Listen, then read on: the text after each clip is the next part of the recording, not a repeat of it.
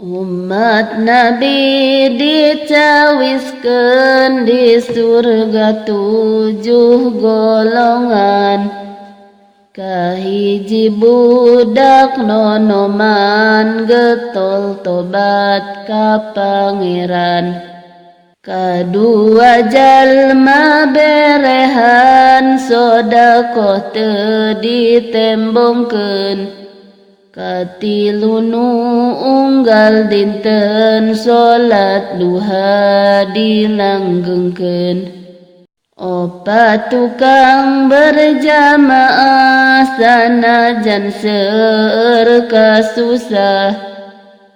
Leungit harta henteu nyaah najan tinggal berjamaah. Ari anu kalimana jalmi anu hafal Quran, bari ngamalkeun isina anu aya dina Al-Qur'an.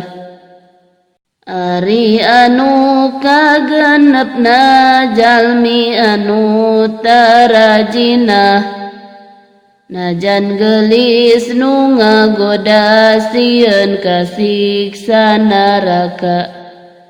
Najan kasep nu ngagoda sieun ku siksa naraka.